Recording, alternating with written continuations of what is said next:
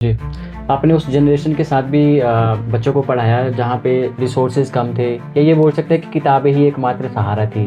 आप उस जनरेशन को भी पढ़ा रहे हैं। आज के दौर में एआई है, सब कुछ है। सबसे ज़्यादा जो आपने टीचिंग एंजॉय की है, किस दौर के बच्चों के साथ की?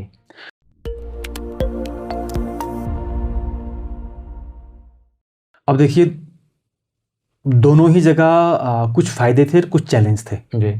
आपको मैं छोटा सा एग्जांपल बताऊं। मैंने प्राथमिक कक्षाओं में बच्चों को एक जगह आया कि ज्वालामुखी भी होता है कुछ, और ज़मीन में आग लगती है, लावा बाहर निकलता है जलते हुए। आप यकीन नहीं करेंगे, मेरे बच्चों के चेहरों ने मुझे साफ बता दिया था कि हम नहीं मानते कि धरती में आग लगती है। अच्छा। आप बेशक बोलते रहो, आप बोलोगे हम हाँ जी तो कर देंगे, लेकिन मानेंगे नहीं। जी।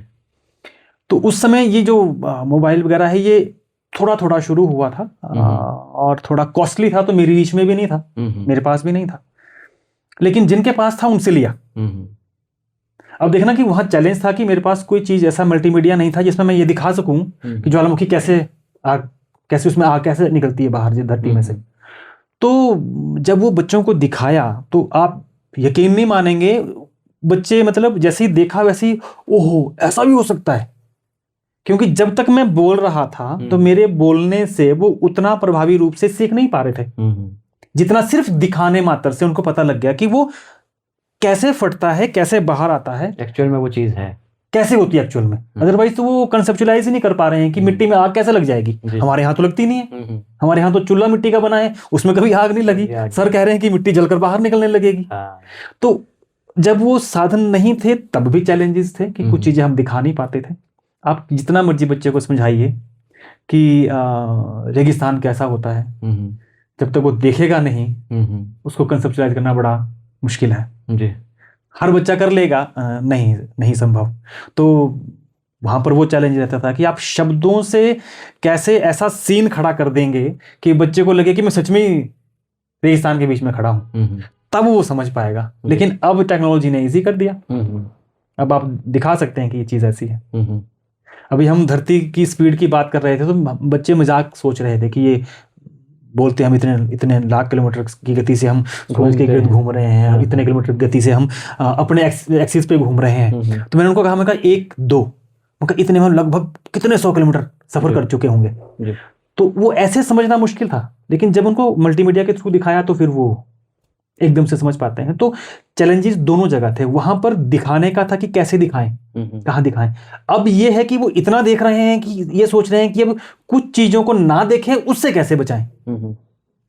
तो चैलेंजेस वहां भी थे, चैलेंजेस यहां भी हैं। अब डिपेंड करता है कि हम बच्चे को कैसे मोटिवेट करें, कैसे उसे एक मेंटल स्टेटस तक लेकर आए जहां पर वो ये समझ पाए कि जो ये मल्टीमीडिया है ये मेरे फायदे के लिए भी है और ये मेरा नुकसान भी कर सकता है। जी।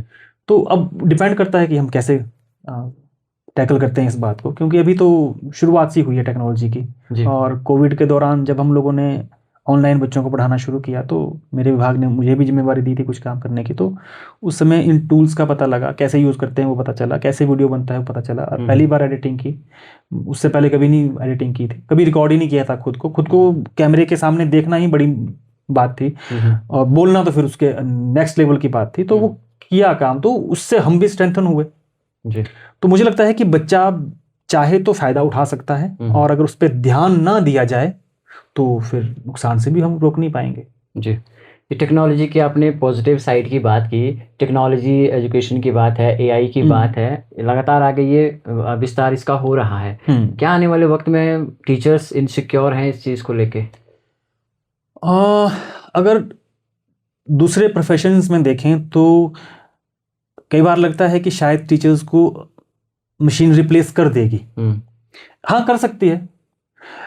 अब जो रोबोटिक आर्म है वो एक व्यक्ति वेल्डिंग करे, चाहे एक रोबोटिक आर्म वेल्डिंग करे, या उस काम के प्रोसेस जो काम है उसको एक रोबोट पूरा कर ले, ये व्यक्ति कर ले, चल जाएगा। लेकिन टीचिंग एक ऐसी जॉब है जो टीचिंग विदाउट इमोशन, टीचिंग बिना बच्चे से जुड़े। तो जो एआई होगा वो बच्चे से जुड़ेगा कैसे, और जो एक कांस्टेंट फीडबैक होता है, टीचर के चेहरे पे जो भाव है, टीचर के चेहरे पे जो जेस्चर हैं, और टीचर के चेहरे के वो भाव, वो जेस्चर बच्चे को कुछ बिहेवियर करने से रोकते हैं जी जी और कुछ बिहेवियर्स को प्रमोट करते हैं। जी जी तो वो एआई कैसे करेगा? और दूसरा ये कि एआई और जो टेक्नोलॉजी है वो वही कर पाएगी जो उसको सिखाया गया है।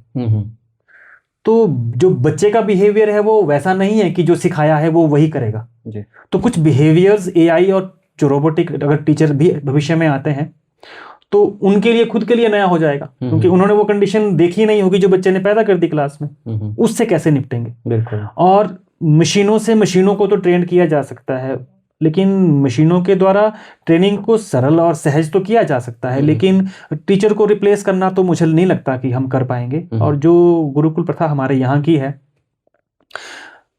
उस तरह से अगर देखें तो मुझे लगता नहीं है कि भी हमें इनसिक्योर होने की आवश्यकता है। लेकिन हाँ, ये हो सकता है कि जहाँ 4 लोगों की आवश्यकता थी वहाँ शायद 2 ही लोगों की आवश्यकता रहेगी, लेकिन अध्यापक की आवश्यकता हमेशा रहेगी, क्योंकि बिना माता के बिना पिता के बच्चे को रोबोट खाना सब कुछ तो दे सकता है, लेकिन वो जो उसके अलावा चाहिए जीवन में, मोरल वैल्यूज हो सकता है, मॉरल वैल्यूज हैं, आपके अफेक्शन है, आपके भाव हैं, वो कहाँ से आएंगे? एग्जैक्टली। स्कूल तो मिनी समाज है। बिल्कुल। जो जिस तरह का समाज का बच्चा है उठकर स्कूल में आता है तो एक बड़ा समाज उसके बच्चे के चारों तरफ है, एक छोटा समाज उसी का प्रतिरूप आपकी कक्षा में बैठा है। तो वो समाज में जाके वैसा ही रोल अदा करेगा जैसा उसको मौका कक्षा में मिलेगा। बिल्कुल। तो अगर कक्षा में रोबोट उसको पढ़ा रहा होगा तो रोबोट उसको कितना सोशलाइजेशन उसकी कर पाएगा, कितनी उसकी सामाजिकता बढ़ा पाएगा, वो तो फिर भविष्य बताएगा और हम बदलाव भी करेंगे फिर। जी जी। और जो ये टेक्नोलॉजी है ये हमें असिस्ट जरूर करती है, ये तो मैं मानूंगा जी। कुछ चीज़ों को सरल कर देती है बच्चों के लिए भी और हमारे लिए भी। बिल्कुल। 22 साल आपने प्राथमिक स्तर पर बच्चों को पढ़ाया, ऐसी कौन सी चुनौतियां हैं जो अभी प्राथमिक स्तर पर आप देखते हैं एज ए टीचर? चुनौतियां तो बहुत सारी हैं, क्योंकि हर वर्ष आपके पास नए बच्चे होंगे, हर वर्ष कक्षा नई होगी। पिछले वर्ष का बच्चा है लेकिन अब कंटेंट दूसरा है। पिछले वर्ष वो हो सकता है बच्चे के लिए सरल रहा हो या कठिन रहा हो, अगले वर्ष वो कैसा रहेगा वो अगला वर्ष बताएगा। तो यानी कि आपके पास हर साल एक ही बच्चा आपको कई रूपों में नजर आता है, क्योंकि पिछले साल वो 5 साल का था, अगले साल वो 6 साल का, उससे अगले साल वो 7 साल का हो गया। तो उसमें बहुत सारे उसके डेवलपमेंटल चेंजेस उसमें होते हैं, उसमें ग्रोथ है, डेवलपमेंट है। तो उन सब कुछ के साथ बहुत सारे चैलेंजेस ऐसे हैं जो अभी भी बीइंग टीचर को फेस करने पड़ते हैं। अभी भी क्या हुआ है कि हम ये तो मानते हैं कि जो समाज में पढ़ा लिखा तबका है वो अब बढ़ा है, पहले से अब बहुत बड़ा है, समझ भी बढ़ी है, लेकिन अभी भी कहीं ना कहीं एक भाव कि अगर हमने बच्चे को स्कूल भेज दिया है तो अब ये पूरी तरह से स्कूल की जिम्मेदारी है कि वो जो भी पढ़ाई से संबंधित है वो अब स्कूल करे। जी जी। लेकिन अब जो समाज और जो शिक्षा के क्षेत्र में परिवर्तन है वो ये बताते हैं कि अगर बच्चा सिर्फ और सिर्फ स्कूल में पढ़ता है और उसी पढ़ने के सहारे हम ये उम्मीद करें कि वो जीवन की हर कामयाबी प्राप्त कर लेगा तो ये संभव नहीं है। बिल्कुल। क्योंकि डायमेंशंस इतनी ज़्यादा हैं जीवन के जो परिप्रेक्ष्य वो इतने ज़्यादा बड़े हो गए हैं, इतने संख्या में इतने ज़्यादा हो गए हैं कि हर चीज़ बच्चे को स्कूल में नहीं सिखाई जा सकती। बिल्कुल पॉसिबल नहीं है ये। तो कुछ चीज़ें कहाँ सीखनी है, उसको समाज में सीखनी है। तो अगर माता पिता घर में स्पोर्टिंग है, अब माता पिता के स्पोर्टिंग होने का मीनिंग क्या होता है पहले हमको ये भी समझ में हो। मैं चाहता हूं मेरा बच्चा पंजाबी सीखे, मुझे पंजाबी नहीं आती, तो अब बतौर माता पिता मैं क्या कर सकता हूं, ये समझ अगर माता पिता में है। क्योंकि माता पिता की अक्सर ये शिकायत होती है कि ये विषय मुझे समझ में नहीं आता तो मैं बच्चे को कैसे कराऊं। तो मैं उस बात को ध्यान में रख के आपसे ये साझा करना चाह रहा हूं, आपके माध्यम से सबसे ये साझा करना चाह रहा हूं कि मुझे पंजाबी नहीं आती, मुझे अपने बच्चे को पंजाबी सिखानी, मैं क्या कर सकता हूं। अब देखिए कुछ नहीं करना है, मुझको घर में इन्वायरमेंट खड़ा करना है सिर्फ। मुझे उसके लिए पंजाबी का कायदा लाना है, एक खाली कॉपी देनी है, उसको पेंसिल देनी है। कुछ अगर वीडियोस में ढूंढ पाता हूं कहीं से, इतने सारा सोर्सेज आसपास पड़ा है, वो लाके उसको बोलना है कि देख तो इसमें कितना सरल है, देख तो इसमें से सीखते हैं। मुझे नहीं आता है ये तो बहाना है, मैं क्या कर सकता हूं, मैं उतना सा रोल अगर हम बीइंग पेरेंट कर लेते हैं बच्चे के साथ हर विषय में जितना कर सकते हैं तो आपके बच्चे को सपोर्ट मिलनी शुरू हो जाती है। बिल्कुल। कक्षा में अब 6ठी से जो 10वीं तक के बच्चे हैं वो आधा घंटा एक टीचर के संपर्क में है। जी जी बिल्कुल। उससे ज्यादा उनके संपर्क में टीचर रह ही नहीं सकता है। आपको बहुत सारी गतिविधियां हैं जो पढ़ाई के साथ साथ पाठशाला में साथ साथ चलानी है। बिल्कुल। तो उन गतिविधियों के साथ साथ सिलेबस भी पूरा करना है, आपको रिवीजन भी करनी है, आपको अपनी वैल्यूएशन के लिए तैयार भी होना है, बच्चे को रेस्ट भी देना है, उसको फिजिकल डेवलपमेंट के लिए उसको स्पोर्ट्स में भी जाने देना है। तो इतना सारा काम होते हुए पाठशाला के साथ अगर माता पिता जुड़ जाएं तो मुझे ऐसा लगता है कि आप जो बोलोगे वो होगा। बिल्कुल। और दूसरा थोड़ा सा मुझे ऐसा भी लगता है कि हमको अभी सरकार भी इस विषय में निर्णय ले रही है, और अब तो सिलेबस बहुत कम कर दिया गया है और आने वाले समय में और ये कम कर दिया जाएगा, मुझे ऐसा लगता है, क्योंकि बच्चों की एंगेजमेंट बच्चे तब ज़्यादा सीखते हैं जब वो सोसाइटी से एंगेज होते हैं। जी जी। व्यक्ति से एंगेज होगा, व्यक्ति से मिलेगा तो उसका कुछ विकास होगा। अगर व्यक्ति सिर्फ किताबों से उलझता रह गया, व्यक्तियों बाकी समाज से मिलने का अवसर ही ना रहा, तो फिर तो वो किताबी ज्ञान के साथ निकली हुई मशीन होगी, उससे ज़्यादा कुछ भी नहीं होगी। तो ऐसा लगता है कि शायद हम अब आने वाले समय में माता पिता और जागरूक होंगे तो पाठशाला के साथ जुड़कर मिलकर काम करेंगे अध्यापक के साथ, क्योंकि अल्टीमेट एम तो बच्चा है जी, उसी के लिए हम स्कूल में हैं। बिल्कुल सर, अभी यही मैं आपसे पूछने वाला था कि बच्चों की पढ़ाई में पेरेंट्स का कितना रोल होता है, बट आपने आंसर कर दिया।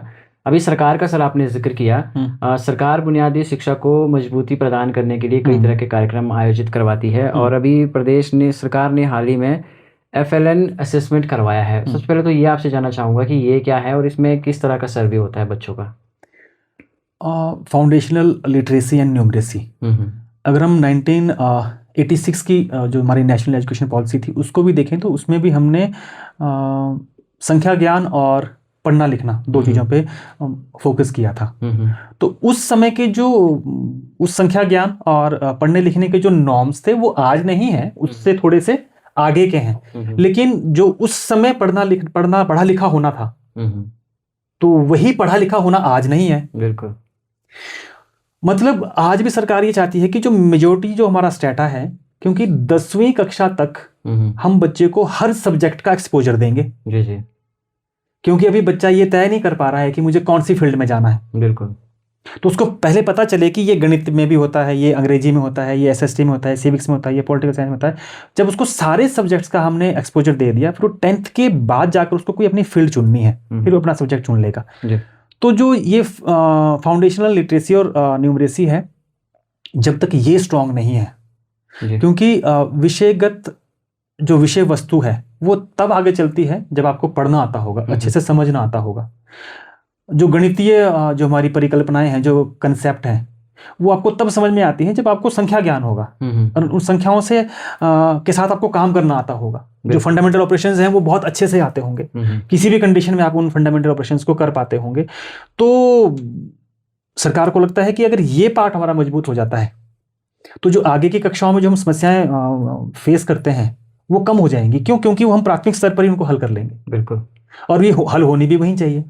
प्राथमिक कक्षाओं में बहुत ज्यादा पढ़ाने से बेहतर है छोटे छोटे जो बेसिक स्किल्स हैं उनको हम अच्छे से कर लें, और फिर जब अगली कक्षा में जाएं तो वहां उनके पास पूरा मौका हो कि वो उस विषय को पूरे से खोल कर देखें कि इसके अंदर क्या क्या आता है। तो जो FLN जो सरकार चला रही है स्कूलों में, वो बच्चों के फायदे के लिए है। और क्योंकि कक्षा में जब हम बैठते हैं जाते हैं तो सारे ही बच्चे एक जैसे नहीं होते हैं। बिल्कुल। कुछ बच्चे पार एक्सीलेंस है ना, कुछ बच्चे एक्सीलेंस पे हैं, कुछ बिलो एक्सीलेंस बिल्कुल हैं, सारे ही एक्सीलेंस में। ऐसा नहीं हम कह सकते कि कोई बच्चा जो है वो कुछ कर नहीं सकता जिंदगी में। तो अब वो तीनों तरह के बच्चों से एक ही जैसे परिणाम की इच्छा रखना, तो बतौर अध्यापक मैं और मेरे जो साथी हैं वो तो ऐसा नहीं कर पाएंगे। एग्जैक्टली। लेकिन जो अध्यापक नहीं है वो उम्मीद करेगा बिल्कुल सर कि 100 की क्लास है तो 100 के 100 फर्स्ट डिवीजन में आने चाहिए। जबकि हमको तो मालूम है कि जो आदमी के सीखने का जो कर्व है वो बेल कर्व है। ऐसे थोड़े से लोग बहुत होशियार होंगे, थोड़े से लोग कम कर पाएंगे, और मेजोरिटी जो है वो बीच जैसे में होंगे। तो हमको तो उसके साथ काम करना पड़ता है। तो सरकार चाहती है कि भाई हम अगर बेसिक स्तर पर बच्चों को मजबूती दे दें उनकी समझ को, तो अगली कक्षाओं में वो बहुत अच्छा कर पाएगा जी। तो उसी के लिए सरकार कोशिश कर रही है, विभाग भी कोशिश कर रहा है। हमारे हिमाचल प्रदेश में 9,719 प्राइमरी स्कूल हैं। तो सवाल ये है सर मेरा कि क्या जो ये स्कूल हैं बच्चों की मजबूत नींव कर पा रहे हैं, या फिर हम आंकड़ों में खुश हैं? जहाँ आंकड़ा चाहिए वहाँ आंकड़ा ही चाहिए। अगर प्लानिंग की बात होगी तो स्कूल भी गिने जाएंगे, बच्चे भी गिने जाएंगे, अध्यापक भी गिने जाएंगे, वो लोग भी गिने जाएंगे जिनके परिवारों से बच्चे पाठशाला में आते हैं। तो वो आंकड़ा भी जरूरी है। और जिस चीज की तरफ आप इशारा कर रहे हैं वो समस्याएं भी है कि कौन सा ऐसा व्यवसाय है, कौन सा ऐसा पेशा है, कौन सा ऐसा कार्य है जो इतना स्मूथ चल रहा है कि उसमें बदलाव की आवश्यकता ही नहीं है। मुझे तो नहीं लगता ऐसा कोई है। जी। कोई ऐसा कार्य है जिसमें बदलाव की आज आवश्यकता ही नहीं है, इतना परिपूर्ण है वो कि उसमें बदलाव की आवश्यकता ही नहीं है। बदलाव जरूरी है। मैंने कहीं पढ़ा था कि रविंद्रनाथ टैगोर जी ने कहा कि अच्छा हुआ मैं तब तक स्कूल से निकल गया कि मुझे ये समझ में आता कि ये स्कूल मुझे या ये अध्यापक मुझे कुछ बना देगा। मतलब ये कि जिस समय रविंद्रनाथ टैगोर जी पढ़ रहे थे पाठशाला में, तो वो भी पाठशाला में ड्रास्टिक चेंज करना चाहते थे। हम कहते हैं ना कि पुरानी शिक्षा पद्धति बहुत अच्छी थी, अब हमने डिस्टॉर्ट कर दिया है। ऐसा नहीं है। एजुकेशन से हमेशा ही क्या कहते हैं हम, उम्मीद जरूरत से ज्यादा रही है। जी जी। जो उस समय के लिटरेट व्यक्ति, आप सोचिए जो नोबेल प्राइज विनर हैं, वो ये कहते हैं कि अच्छा हुआ मैं स्कूल से निकल गया तब तक, जब तक कि मुझे पता चला कि ये कुछ बना देंगे मुझे। क्या बात है। महात्मा गांधी जी ने भी शिक्षा तो भारत में ही ली, चाहे वो अंग्रेजी दौर था, लेकिन उन्होंने भी तो बेसिक शिक्षा की बात की ना। उन्होंने भी तो शिक्षा जो उस समय चल रही थी, जिसमें वो पढ़े थे, उसमें चेंज करने की बात की। तो इसका क्या मतलब हुआ? इसका मतलब ये हुआ कि शिक्षा इतना गतिशील विषय है कि ये समय के साथ हमेशा चेंज चाहता है। बिल्कुल। पिछले 2 साल पहले तक आप और मैं क्या एआई पे बात कर रहे थे? आज कोई बात ऐसी है जो एआई के बिना पूरी हो पा रही है? नहीं। तो आपको क्या लगता है कि मुझे एआई नहीं आता बीइंग टीचर, तो क्या मैं अब टीचर नहीं रहा? नहीं, ऐसा नहीं है, मुझको सीखना पड़ेगा। बिल्कुल। तो एजुकेशन हर साल नया कुछ मांगती है। वही हमारे यहाँ प्राथमिक कक्षाओं की स्थिति है कि जिन सुविधाओं के साथ हमने अपना अध्यापकीय जीवन शुरू किया था, आप हैरान होंगे कि जिस दिन मैंने पाठशाला में ज्वाइन किया था, वहां बैठने के लिए कुर्सी नहीं थी। बिल्कुल। मैं 2-3 दिन तक वहां एक ट्रंक था, ट्रंक पे बैठता था। फिर एक पुरानी कुर्सी मिली, उसके लिए किले और थोड़ी घर से लेकर गया। इस सुनने में बड़ा कहानी जैसा लगता है कि ये कहानी होगी, क्योंकि अब के बच्चे तो ये मानेंगे ही नहीं, क्योंकि उन्होंने वो स्थिति देखी नहीं। बारिश लगती थी तो चारों कोनों में 4 क्लासें बैठती थी, क्योंकि बीच में पानी टपकता था। लेकिन आज कैसी स्थिति है? आज स्थिति बदल गई है। लेकिन हुआ क्या है कि जो पढ़ाई से हमारी उम्मीदें पहले थी, अब वैसी नहीं है। पहले 10वीं तक के बच्चे से क्या उम्मीद करते थे हम? आज देखें तो आज आप 10वीं के बच्चे से क्या उम्मीद कर रहे हैं? आप अपने समय में और अभी के जो बच्चे हैं उनमें कंपैरिजन करके देखें, आपको ड्रास्टिक चेंज नजर आएगा। तो जब इतनी डिमांड है एजुकेशन से, तो क्या हो रहा है कि कई बार विभाग पूरा भी कर पा रहा है, कई बार नहीं भी कर पा रहा है वो डिमांड्स पूरी। और हिमाचल की जो टोपोग्राफी है वो इतनी वेरिड है, इतनी स्कैटर्ड है। अब 5-6 बच्चों के लिए आपको स्कूल खोलना पड़ेगा, क्योंकि दूसरा स्कूल वहां से उसका बहुत दूर पड़ता हो। वहां सारे रिसोर्सेज देने पड़ेंगे। रिसोर्सेज हमारे पास कम है, क्योंकि हम पहाड़ी राज्य हैं, इनकम के साधन भी कम है हमारे पास। तो वो सब कुछ देखते हुए, तो जितना हमारा विभाग, हमारी सरकार आज तक कर पाई है, वो बहुत बेहतर है पहले से। बिल्कुल। और अगर हम एक उदाहरण से भी समझने की कोशिश करें, तो आप सोचिए, जिस दिन गैलीलियो ने यह कहा कि धरती बीच में नहीं है, ये तो सूरज बीच में है, तो आप सोचिए उस दिन तो उस दुनिया का विज्ञान पूरा हिल गया होगा। सही बात है। क्योंकि उससे पहले तो विज्ञान इसी धारणा पे था कि धरती बीच में है, सूरज चारों तरफ घूम रहा है। लेकिन एक व्यक्ति उठ के खड़ा होता है, बोलता है कि नहीं यार, ऐसा नहीं है भाई, ये तो जो धरती है वो बाहर है, सूरज बीच में है। तो सोचिए उनकी जो उससे पीछे की पढ़ाई थी, क्या वो एक ही दिन में खत्म नहीं हो गई? सही बात। उनका तो पूरा विज्ञान, उनका तो खगोल शास्त्र सारा खत्म हो गया एक ही दिन में। रिसर्च वर्क खत्म हो गया एक ही दिन में। तो क्या गारंटी है कि ऐसा आने वाले भविष्य में, नजदीक भविष्य में नहीं होने वाला है? बिल्कुल। क्या गारंटी ले सकते हैं हम? सही बात। हम 9 ग्रह कह रहे थे, आज हम 8 कह रहे। क्या मालूम है कल हम 7 ही कह रहे होंगे, हो सकता है कल हम 14 कह रहे होंगे। क्योंकि हम उतना समझ पाए हैं जितनी क्षमताएं हमने अपने अंदर विकसित की है। जी जी। लेकिन ये जरूर है कि हम दूसरे से अपेक्षा ज्यादा रखते हैं, और स्वयं कितना कर पाए हैं उसका आकलन कम करते हैं। जी जी। तो अगर हम बराबर बराबर सा हिसाब रखें अध्यापक के प्रति भी और अपने प्रति भी, तो हमें बहुत सी चीज़ें ऐसी हैं जो आसानी से समझ भी आएंगी और हम शिक्षा के क्षेत्र में अपने सच में अपने तरफ से कुछ सहयोग भी दे पाएंगे। जी जी। तो यही स्थिति है कि चुनौतियाँ बहुत सारी हैं। आपकी बातों से सर जितना मैं समझ पाया हूँ, बदलाव ज़रूरी है और शिक्षा के क्षेत्र में भी बदलाव हो रहे हैं। अभी हिमाचल प्रदेश सरकार ने हिमाचल के 100 स्कूलों को सीबीएसई में मर्ज करने का फैसला लिया है, बट कंडीशन ये लगाई है कि जो सीबीएसई का सिलेबस पढ़ाया जाएगा स्कूलों में, वहाँ पे टीचर्स की ट्रेनिंग होगी, उन्हें कोई टेस्ट देना पड़ेगा, भले ही वो उसी स्कूल में पहले से ही पढ़ा रहे होंगे। क्या ये एचपी बोर्ड की इस पे सवालिया निशान है? ऐसा तो नहीं कह सकते, क्योंकि विभाग और सरकार अंततः चाहते क्या है? चाहते तो यही है कि शिक्षा का ढांचा इतना मजबूत हो कि हमें किसी दूसरे विकल्प की तरफ देखना ही ना पड़े। जी जी। विभाग चाहता तो यही है, सरकार भी यही चाहती है, हम आम जनता के तौर पे हम भी यही चाहते हैं। जी जी। तो इस जो कदम सरकार ने उठाया है, इस कदम को भी हम एक चुनौती की तरह लें और देखें कि इसके परिणाम क्या होंगे। और रही बात टेस्ट की, तो अगर एक पैरामीटर लगाने के बाद हम ये सोच रहे हैं कि हम कुछ खास किस्म का के अध्यापक जो हैं उनको चुन के वहां लगाते हैं, फिर देखते हैं कि क्या परिवर्तन आता है। अगर सच में परिवर्तन आएगा तो हम उसी को पूरे हिमाचल में रेप्लिकेट करेंगे। जी जी। और अगर हमको लगेगा कि नहीं ये बहुत अच्छे परिणाम लेकर नहीं आया, तो फिर हम उसको बदल रहे होंगे। जी जी। तभी तो मैं कह रहा हूँ कि हम डेली, हर महीने, हर साल चेंज कर रहे होंगे। ये आज का बदलाव है, हो सकता है कल हम कुछ और बदलाव लेकर आ रहे होंगे। और एक मजेदार बात जो ये है, जो हमको समझनी चाहिए, कि सीबीएसई भी वही एनसीईआरटी की बुक्स पढ़ाता है, बिल्कुल, एचपी बोर्ड भी वही एनसीईआरटी की बुक्स पढ़ाता है। पहले भी वही टीचर पढ़ा रहे थे, अब भी वही टीचर पढ़ाएंगे, लेकिन थोड़ा सा हम क्या करेंगे, उनको एक जिसको बोलते हैं कि स्टैंडर्डाइज पैटर्न में ले जाने की कोशिश कर रहे हैं। अब इसके परिणाम 1-2-3 साल में हमको पता चल जाएंगे। जी जी। पता चल जाएंगे तो फिर उसके बाद की स्थितियां और कुछ और तरह से चलेंगी, शिक्षा विभाग की भी और शिक्षा व्यवस्था की भी। जी। तो कोशिश तो विभाग भी कर रहा है और समाज भी चाहता है कि कुछ नया किया जाए। तो मुझे लगता है कि कुछ नया जो किया जा रहा है, उसके जब परिणाम आएंगे तब हम सभी, शायद हम दोबारा ऐसे कभी बात कर रहे हों तो हम चर्चा कर पाएंगे कि जो इनिशिएटिव गवर्नमेंट ने लिया था उसके ये परिणाम हुए हैं, अब आगे के लिए हम इस तरह से चलेंगे। बिल्कुल। और कहते हैं कि हर इंसान किसी ना किसी से सीखता है। यहाँ पे मैं आपसे ये जानना चाहता हूँ कि आपने बच्चों को क्लासरूम में पढ़ाते हुए क्या कुछ सीखा किताबों से हटके? देखिए अनिल जी, कि अध्यापक होना, मैंने आपसे पहले भी कहा कि ये एक दिन का काम तो नहीं है। ये तो है। 1 साल का भी नहीं है, 2 साल का भी नहीं है। आप लगातार होते चले जाते हैं। जितना अच्छा आपको आपका विद्यार्थी सिखाता है, उतना अच्छा कोई भी एजुकेशनल इंस्टीट्यूशन आपको नहीं सिखा सकता। बिल्कुल। अध्यापक को जितना ट्रेनिंग अध्यापक बनाती है, उससे ज्यादा बच्चा आपको अध्यापक बनाता है। जी जी। आपने सारे प्रयत्न कर लिए, लेकिन बच्चे में कोई चेंज नहीं है। आप जो उससे करवाना चाह रहे हैं नहीं कर रहा है।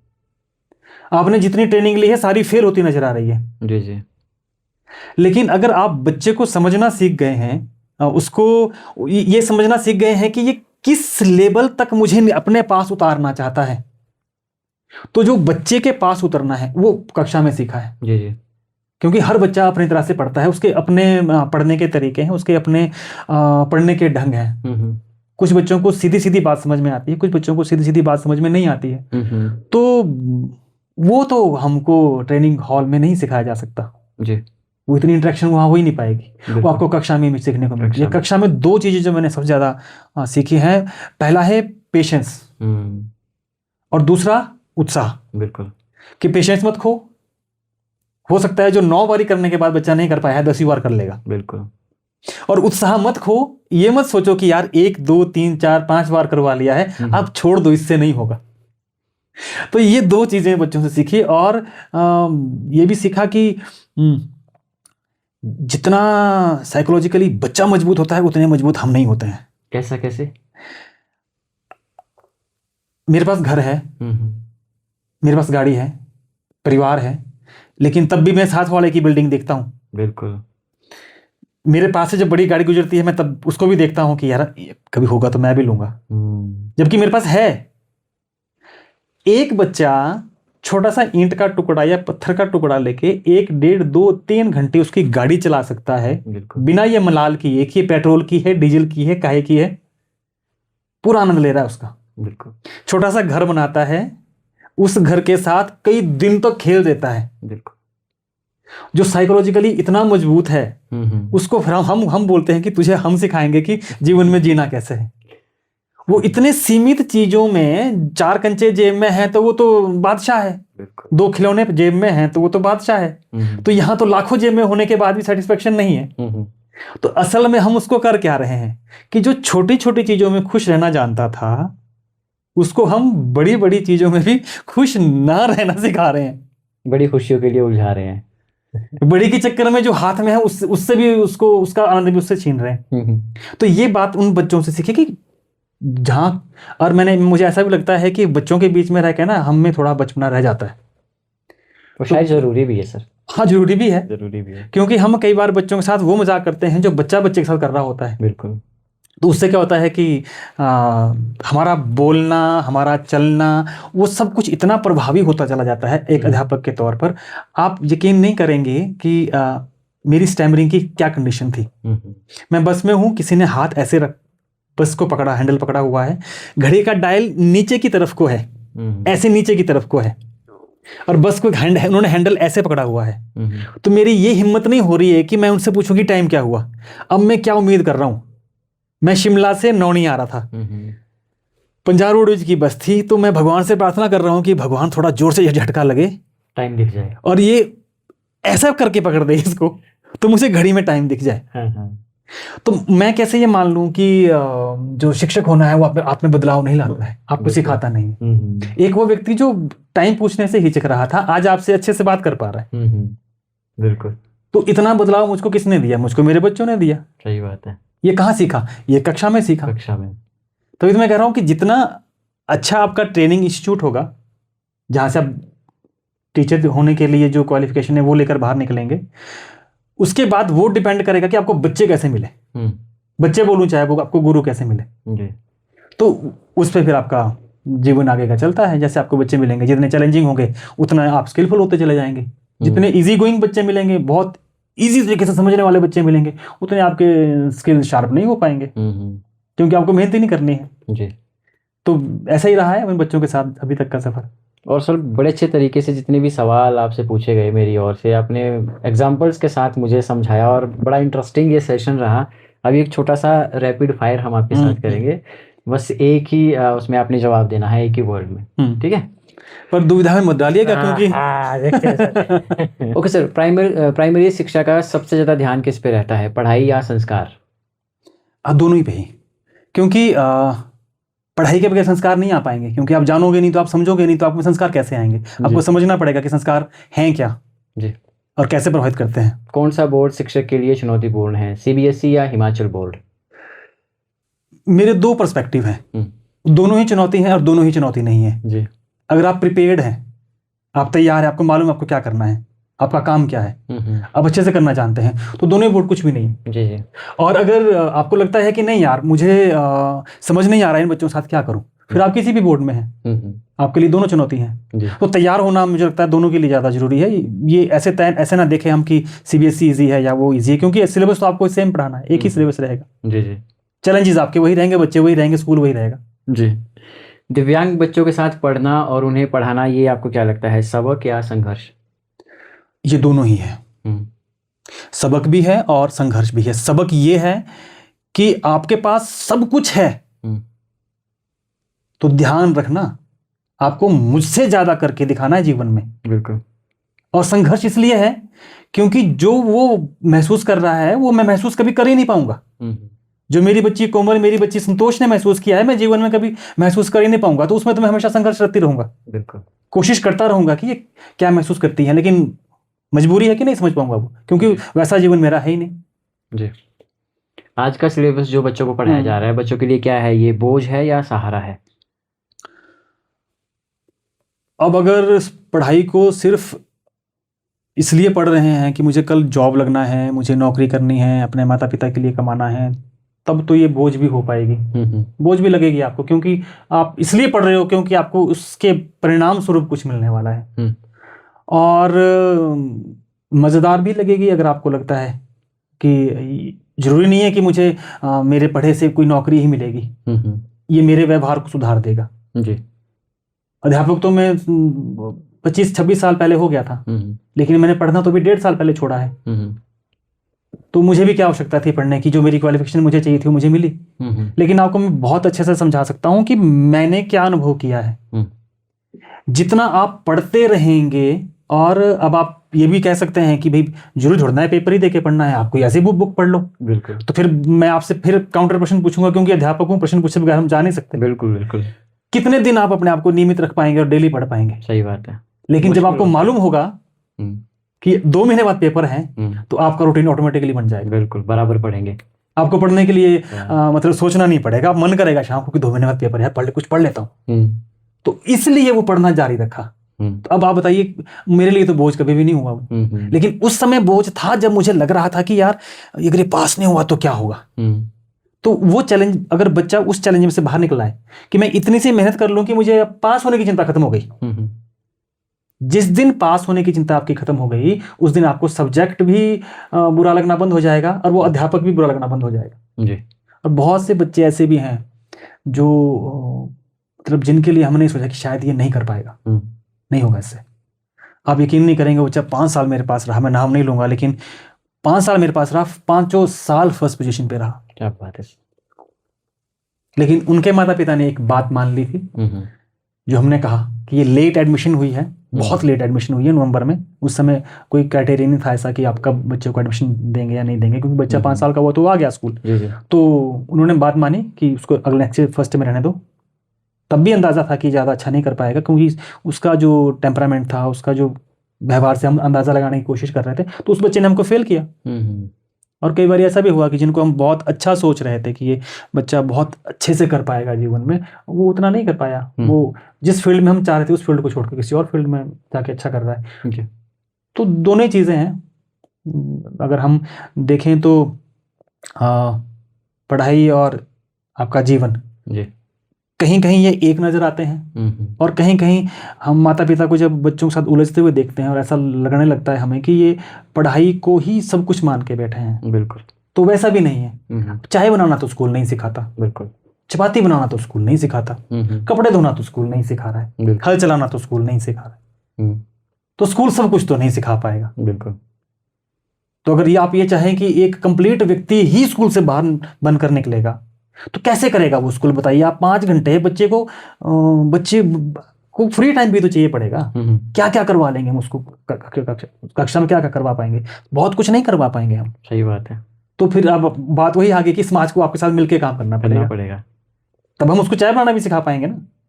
अब अगर आधे घंटे के पीरियड में चाय भी मुझे बनानी सिखानी है, चपाती बनानी मुझे सिखानी है, तो आप बताएं कि फिर मेरा जो सोल रोल था, मैं उस सोल रोल में कितनी देर तक रह पाऊंगा? तो मेरे लिए किसको मेरे साथ आना पड़ेगा? मेरे समाज को मेरे साथ आना पड़ेगा। जी जी।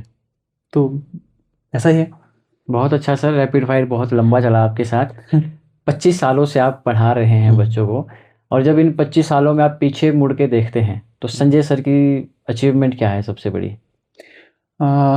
ऐसे कोई कागज़ पे तो कुछ नहीं लिया, ना मिला, लेकिन मेरी अचीवमेंट ये है कि टचवुड आज भी जो बच्चा आज भी 25 साल पहले पढ़ाया हुआ बच्चा मिलेगा, वो आज भी वैसी बात करेगा जैसे उस समय करता था। और जो सम्मान उनकी आंखों में दिखता है वो, और जो उनके माता पिता जब अब मिलते हैं तो जो अपनापन उनके बात करने में झलकता है। जिस पाठशाला से मुझे आए हुए लगभग 16 साल हो गए, उस पाठशाला में जिन बच्चों को पढ़ाया था, उनके माता पिता जब आज मिलते हैं तो जो अपनापन उनमें है आज भी, बिल्कुल, तो वो मेरी अचीवमेंट है। और जो मेरे बच्चे हैं वो यूनिवर्सिटी तक पहुंच गए हैं। जी जी। बहुत सारी अच्छी अच्छी जगहों पे काम कर रहे हैं, कुछ प्राइवेट में हैं, कुछ सरकारी क्षेत्र में काम कर रहे हैं, तो वो अचीवमेंट है। बाकी ऐसा कोई कागजी कोई पुर्जा मेरे हाथ नहीं लगा है। शायद भविष्य में कभी लग जाए तो वो अचीवमेंट अलग से होगी, लेकिन जो ये अचीवमेंट है, जो भावनात्मक अचीवमेंट है, वो तो कंप्लीट है। मतलब कभी पछतावा नहीं हुआ कि संजय ने 10th क्लास में जो निर्णय किया था वो गलत किया था। ऐसा पछतावा कभी नहीं हुआ। कुछ मेहनत होती है सर जो कागजी होती है, कुछ मेहनत प्रैक्टिकल होती है, जो आपके बच्चों में आपकी मेहनत दिखती है। कुछ एक बच्चों के आपने एग्जाम्पल दिए, जितना मुझे समझ आया आपकी बातचीत से, आपके पढ़ाने के तरीके से, बच्चों के साथ पूरा डीप कनेक्टिविटी आप रखते हैं, बच्चों को हर चीज़ समझ आती है, और मुझे लगता है यही सबसे बड़ी अचीवमेंट है सर आपकी फ़िलहाल। हाँ बिल्कुल, क्योंकि मेरा जो प्राथमिक कार्य है वो यही है कि जो विषय है वो बच्चों को समझ में आ जाए। तो अगर मैं वो पूरा कर पा रहा हूँ, उसके साथ एक्स्ट्रा कर रहा हूँ कुछ, वो भी ठीक है, बिल्कुल वो भी बच्चों के काम आएगा। लेकिन जो मेरा प्राथमिक जो कार्य है, अगर मैं वो अच्छे से कर पा रहा हूँ तो वो मेरी सेटिस्फेक्शन है, वो मेरी अचीवमेंट है। क्योंकि बच्चे, मुझे कई बार क्या होता है, कई बार जैसे स्टाफ कम है, कोई लोग छुट्टी है, किसी की एग्जाम ड्यूटी है, तो पीरियड्स खाली होते हैं। तो एक दिन जब 10th क्लास में 5वां पीरियड भी मैं ही लेने जा रहा था, तो मुझे लगा कि यार अब तंग आ जाएंगे ये, और अब तो ये चाहेंगे कि सर दरवाजे से अंदर भी ना आए। तो मैं दरवाजे तक गया और यही सोचते सोचते वापस मुड़ गया। अच्छा। मैंने किसी और को बोलता हूँ कि प्लीज आप जाओ, मैं और क्लास देख लेता हूँ, क्योंकि स्टाफ कम था, क्योंकि कुछ एग्जाम ड्यूटी में स्टाफ हमारा लगा हुआ था। तो अंदर से वजह कि नहीं सर आप आ जाओ। अच्छा। तो जो बच्चे 4 पीरियड पढ़ने के बाद 5वें पीरियड में भी आपको चाह रहे हैं कि आप क्लास में आ जाओ, तो उससे ये तो पता लग जाता है कि आपके पढ़ाने से वो कुछ तो संतुष्ट है। बिल्कुल सर, बड़ी सारी बातें हुई आपके साथ, मन तो ऐसा है कि एज ए स्टूडेंट आपको सुनता ही रहूं। मतलब बड़ी सारी बातें आप एग्जाम्पल के साथ मुझे समझा रहे हैं, बड़ी शालीनता के साथ आपने बातचीत की, मेरे हर सवाल का आपने जवाब दिया। फिर किसी और दूसरे सेशन में आपसे बात होगी सर। नमस्कार। नमस्कार, आपका बहुत बहुत धन्यवाद। क्योंकि हमारी जो ग्रामीण पाठशालाएं हैं, उनके बच्चों को अगर ऐसा अवसर मिलता है कि वो आपके यहाँ आ पाएं, आपसे बात कर पाएं, या ऐसी संभावना हो कि आप ही मेरी पाठशाला तक अगर आ सकते हैं, तो ज़्यादा बच्चे आपको मिल सकते हैं। Definitely sir, we will try. क्योंकि गांव के पाठशालाओं में ये जो कम्युनिटी रेडियो है, इसका कंसेप्ट भी चला जाए, क्योंकि मेरे लिए भी नया है, क्योंकि मैंने इससे पहले कोई ऐसा पॉडकास्ट किया नहीं है। तो अगर मेरे बच्चों के सामने भी ऐसा कुछ हो, तो वो मेरे पाठशाला के लिए भी बहुत अच्छा होगा, मेरे साथी अध्यापकों के लिए भी अच्छा होगा। जरूर। आपने बुलाया जी, आपका बहुत बहुत धन्यवाद। धन्यवाद सर, धन्यवाद। आई होप आपको आज का ये पॉडकास्ट बहुत पसंद आया है। बहुत सारी बातें आपको शिक्षा के स्तर को लेकर हिमाचल प्रदेश के पता चली है, और साथ के साथ हम आपसे इतनी रिक्वेस्ट करते हैं कि आप चैनल को सब्सक्राइब करें, वीडियो को ज़्यादा से ज़्यादा आप शेयर करें, और अगर आप भी पॉडकास्ट में आना चाहते हैं तो आप सबका स्वागत है। नमस्कार।